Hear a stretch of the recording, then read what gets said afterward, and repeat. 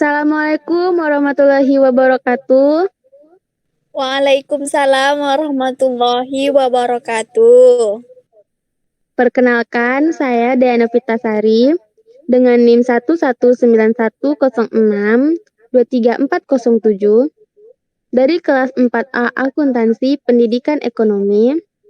Di sini saya akan mempresentasikan proposal saya yang dengan berjudul Pengaruh kompetensi profesional guru pendidikan akuntansi terhadap hasil belajar siswa kelas 11 IPS di SMA Negeri 9 Mandau. Pertama-tama saya ucapkan alhamdulillah puji syukur atas kehadiran Allah Subhanahu wa taala yang telah melimpahkan rahmat dan karunia-Nya sehingga saya dapat menyelesaikan proposal tersebut. Dalam penyusunan dan penulisan proposal ini tidak lepas dari bantuan, bimbingan, serta dukungan dan berbagai pihak. Oleh karena itu, dalam kesempatan ini, saya dengan senang hati menyampaikan terima kasih kepada yang terhormat Bapak Diki Hartanto, selaku dosen mata kuliah metodologi penelitian yang telah memberikan banyak ilmu tentang metodologi penelitian. Baiklah, di dalam presentasi ini saya akan menjelaskan 3 bagian. Yang pertama, di mana terdapat pendahuluan yang terdiri dari latar belakang, identifikasi masalah, batasan masalah, rumusan masalah, tujuan penelitian, dan manfaat penelitian. Yang kedua, di kajian pustaka terdapat kerangka teori yang meliputi tentang pengertian kompetensi profesional, pengertian hasil belajar, kemudian penelitian yang relevan, kerangka berpikir, dan hipotesis. Di bagian ketiga, terdapat metode penelitian yang mana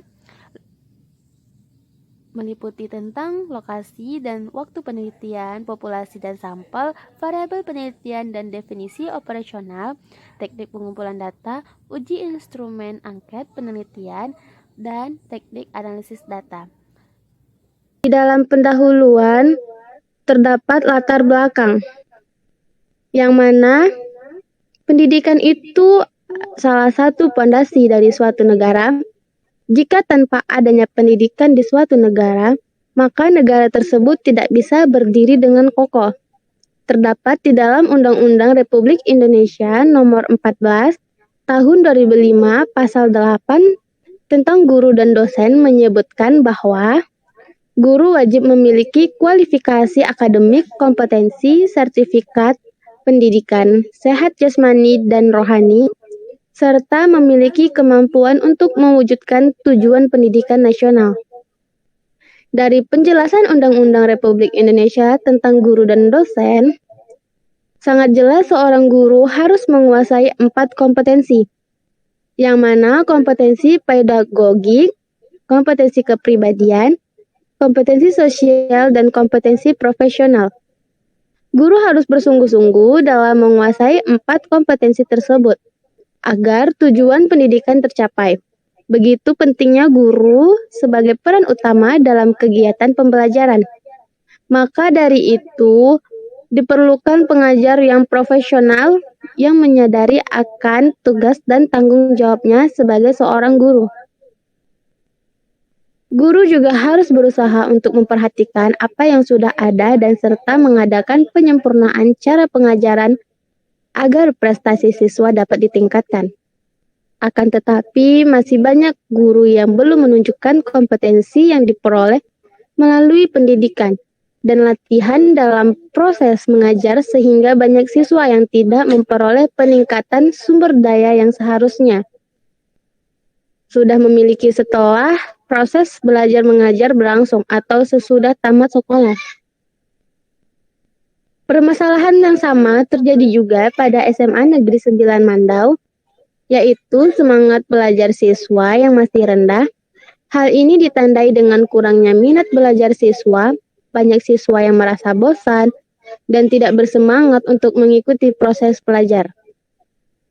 Bila semangat belajar siswa menurun, maka akan mengakibatkan penurunan hasil belajar. Proses belajar mengajar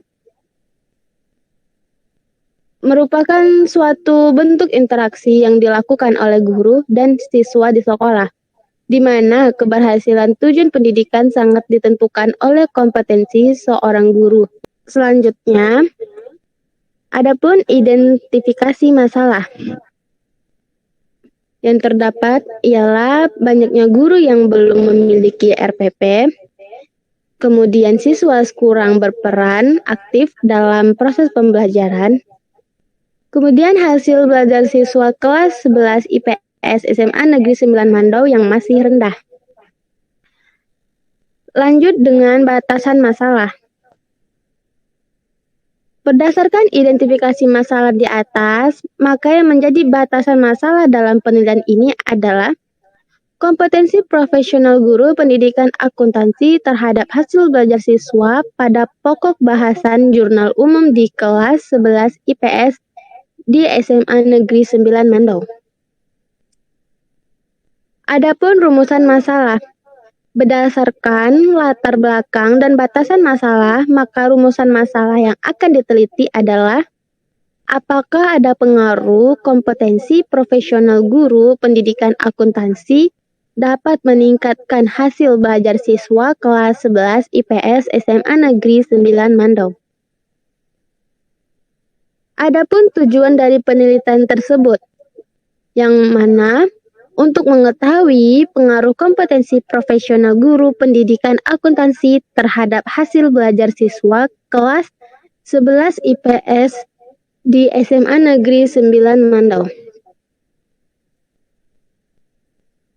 Manfaat dari penelitian tersebut bagi teoritis, peneliti untuk menambah ilmu, pengetahuan, dan wawasan khususnya tentang mata pelajaran yang diajarkan dan dapat digunakan sebagai bahan pemikiran yang lebih mendalam akan pentingnya mengetahui pengaruh kompetensi profesional guru pendidikan akuntansi terhadap hasil belajar siswa kelas 11 IPS SMA Negeri 9 Mandau. Lanjut, di kajian pustaka terdapat kerangka teori yang mana pertama, menjelaskan pengertian kompetensi profesional. Kompetensi guru merupakan seperangkat pengetahuan, keterampilan, dan perilaku yang harus dimiliki, dihayati, dikuasai, dan diwujudkan oleh guru dalam melaksanakan tugas keprofesionalnya. Kemendiknas nomor 045 U tahun 2002 menyebutkan kompetensi sebagai seperangkat tindakan cerdas dan penuh tanggung jawab dalam melaksanakan tugas-tugas sesuai dengan pekerjaan tertentu. Baiklah, di sini saya akan menjelaskan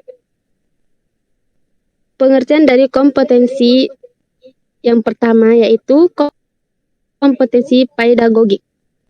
Kompetensi pedagogik merupakan pada dasarnya adalah kemampuan guru dalam mengelola pembelajaran peserta didik. Kompetensi ini merupakan kompetensi khas yang akan membedakan guru dengan profesi lainnya dan akan menentukan tingkat keberhasilan, proses dan hasil pembelajaran peserta didiknya. Yang kedua, kompetensi profesional. Guru yang profesional adalah orang yang terdidik dan terlatih dengan baik serta memiliki pengalaman yang banyak dalam bidangnya. Suatu pekerjaan profesional itu memerlukan persyaratan khusus, yaitu menuntut adanya keterampilan berdasarkan konsep dan teori ilmu pengetahuan yang mendalam, menekankan pada suatu keahlian dalam bidang tertentu sesuai dengan bidang profesinya. Yang ketiga, kompetensi kepribadian, yang mana guru merupakan faktor yang sangat dominan dan penting dalam pendidikan. Pada umumnya, guru bagi peserta didik sering dijadikan tokoh teladan.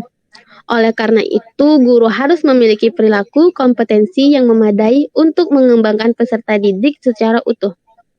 Untuk melaksanakan tugasnya secara baik, sesuai dengan profesi yang dimilikinya, guru perlu menguasai 4 kompetensi, salah satunya kompetensi kepribadian. Guru yang memiliki kepribadian akan selalu memberikan pengarahan kepada anak didiknya untuk berjiwa baik juga. Yang keempat, kompetensi sosial. Kompetensi sosial merupakan kemampuan guru sebagai bagian dari masyarakat untuk berkomunikasi dengan bergaul secara efektif dengan peserta didik, sesama pendidik, tenaga kependidikan, orang tua atau wali peserta didik, dan masyarakat sekitar. Karena itu, guru harus dapat berkomunikasi dengan baik secara lisan, tulisan, dan isyarat menggunakan teknologi komunikasi dan informasi. Bergaul secara efektif dengan peserta didik, sesama pendidik, tenaga pendidikan, orang tua atau wali peserta didik, bergaul secara santun dengan masyarakat sekitar. Sebagai individu yang berkecimpung dalam pendidikan dan juga sebagai anggota masyarakat, guru harus memiliki kepribadian yang mencerminkan seorang pendidik. Guru harus bisa digugu dan ditiru. Yang kedua, pengertian hasil belajar, yang mana hasil belajar merupakan perubahan kemampuan yang terjadi pada diri siswa akibat proses belajar mengajar. Hasil belajar merupakan kemampuan yang diperoleh anak melalui kegiatan belajar, di mana hasil belajar pada dasarnya merupakan penguasaan. Menurut Slameto, faktor-faktor yang mempengaruhi hasil belajar adalah sebagai berikut. Yang pertama, faktor internal yang terdiri dari faktor jasmania, yaitu biologis, yang meliputi faktor kesehatan dan catatan tubuh. Yang kedua, faktor psikologis, yang meliputi inteligensi, perhatian, minat, bakat. Yang ketiga, faktor kelelahan, yang meliputi kelelahan jasmani dan kelelahan rohani. Kedua, terdapat faktor eksternal yang terdiri dari faktor keluarga, yang meliputi orang tua yang mendidik, relasi antar anggota keluarga, suasana rumah, dan keadaan ekonomi keluarga. Yang kedua, faktor sekolah, yang meliputi metode mengajar, kurikulum, relasi guru dengan siswa, relasi siswa dengan siswa, disiplin sekolah. Yang ketiga, faktor lingkungan masyarakat, yang meliputi kegiatan siswa dalam masyarakat, masa media, teman, bergaul, dan bentuk kehidupan masyarakat. Kemudian di kerangka teori terdapat penelitian yang relevan, yaitu hubungan kompetisi guru dengan hasil belajar siswa kelas 11. Hasil yang diperoleh dari penelitian ini menunjukkan adanya hubungan yang positif dan signifikan antara kompetensi guru dengan hasil belajar siswa. Hal ini ditunjukkan dari uji T dengan DK sama dengan 40 dikurang 2 sama dengan 38. Hasil perhitungan T hitung sebesar 4,81.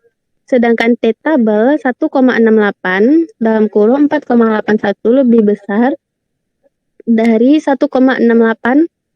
Hal ini dapat disimpulkan bahwa hipotesisnya diterima. Adapun kerangka dalam berpikir, yaitu proses pembelajaran merupakan suatu sistem. Oleh karena itu, pencapaian standar kompetensi untuk meningkatkan kualitas pendidikan dapat dimulai dengan menganalisis setiap komponen yang dapat membentuk dan mempengaruhi proses pembelajaran. Namun dengan demikian, komponen yang selama ini dianggap sangat mempengaruhi proses pendidikan adalah komponen guru. Sebab guru merupakan ujung tombak yang berhubungan langsung dengan siswa sebagai subjek dan objek belajar. Selanjutnya ada hipotesis. Berdasarkan kerangka teori dan kerangka berpikir di atas, maka hipotesis dalam penelitian ini adalah ada pengaruh yang positif dan signifikan dan kompetensi profesional guru pendidikan akuntansi terhadap hasil belajar siswa kelas 11 IPS SMA Negeri 9 Mandau. Metode penelitian. Terdapat lokasi penelitian dan waktu penelitian yang lokasinya dilaksanakan di SMA Negeri 9 Mandau yang beralamatkan di Jalan Stadion Gangbalan, Kelurahan Air Jamban, Kecamatan Mandau, Kabupaten Bengkalis, Provinsi Riau. Yang kedua, waktu penelitiannya direncanakan pada semester ganjil dari bulan November sampai dengan bulan Maret 2018. Kemudian ada populasi dan sampel. Populasinya adalah keseluruhan subjek yang akan diteliti yang merupakan sumber dari segenap data-data yang dibutuhkan dalam subjek dalam suatu penelitian. Yang menjadi populasi dalam penelitian ini adalah siswa kelas 11 IPS SMA Negeri 9 Mandau dengan jumlah siswa 30 orang. Sampelnya adalah yang diambil dari SMA Negeri 9 Mandau dengan jumlah siswa 30 orang. Kemudian, variabel penelitian dan definisi operasional. Yang mana variabel penelitian tersebut adalah variabel bebas X, yaitu kompetensi profesional guru. Yang kedua, variabel terikat Y, yaitu hasil belajar. Definisi operasional. Pertama, kompetensi guru adalah kemampuan seseorang guru dapat melaksanakan kewajiban-kewajiban secara bertanggung jawab dan layak, dapat membawa anak didiknya pada suatu tingkat kedewasaan, kematangan, dan perubahan hasil prestasi belajarnya. Adapun pengertian dari profesional, yaitu sebutan terhadap kualitas sikap para anggota suatu profesional terhadap profesinya, serta derajat pengetahuan dan keahlian yang mereka miliki untuk melakukan tugas-tugasnya. Guru profesional senantiasa menguasai bahan atau materi pelajaran yang akan diajarkan dalam interaksi belajar mengajar, serta senantiasa mengembangkan kemampuan secara berkelanjutan baik dalam segi ilmu yang dimilikinya maupun pengalamannya. Sedangkan profesionalisme guru adalah kemampuan guru untuk melakukan tugas pokoknya sebagai pendidik dan pengajar, meliputi kemampuan merencanakan, melakukan, dan melaksanakan evaluasi pembelajaran. Yang ketiga, hasil belajar, yang mana hasil belajar yang dicapai melalui proses pembelajaran yang menyangkut aspek kognitif, afektif, dan psikomotorik yang telah dilakukan dalam kurung waktu tertentu yang hasilnya dapat dilihat dari nilai ulangan dalam bentuk angka maupun huruf. Yang menjadi indikatornya adalah nilai ulangan siswa kelas 11 IPS SMA Negeri 9 Mandau. Adapun teknik pengumpulan data, yang pertama observasi, yang mana merupakan aktivitas penelitian dalam rangka mengumpulkan dan yang berkaitan dengan masalah penelitian melalui proses pengamatan langsung di lapangan. Dalam hal ini, peneliti melakukan pengamatan langsung ke lokasi atau lapangan untuk memperoleh data penelitian. Yang kedua, dokumentasi. Dalam hal ini, peneliti pengumpulan dari nilai hasil belajar siswa, di mana data tersebut ada pada arsip SMA Negeri 9 Mandau berupa daftar kumpulan nilai yang terdapat di kantor tata usaha. Yang ketiga, ada angket. Angket merupakan salah satu alat ukur untuk mengumpulkan data dengan membuat daftar pertanyaan yang sesuai dengan variabel yang diteliti. Kemudian ada uji instrumen angket penelitian, yang mana terdapat validasi angket, yaitu menurut Syahrun dan Syahlim, validasi adalah istilah yang menggambarkan kemampuan sebuah instrumen untuk mengukur apa yang ingin diukur. Yang kedua, reliabilitas instrumen, yang mana indeks yang menunjukkan sejauh mana alat pengukuran dapat dipercaya atau diandalkan untuk melakukan uji reliabilitas. Adapun teknik analisis data, yang mana terdapat di dalam penelitian ini adalah analisis kuantitatif, di mana dalam analisis ini menggunakan model ekonometrika dan statistik. Adapun yang menjadi teknik analisis data yang digunakan dalam penelitian ini adalah yang pertama, uji normalitas. Uji normalitas ini digunakan untuk mengetahui normal tidaknya suatu distribusi data. Yang kedua, uji linearitas.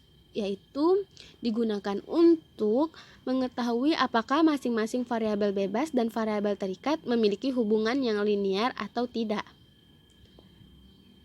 Dalam menguji linearitas hubungan antara variabel menggunakan software SPSS, yaitu dasar pengambilan keputusan dalam uji linearitas, dapat dilakukan dengan dua cara. Pertama, dengan melihat nilai signifikannya.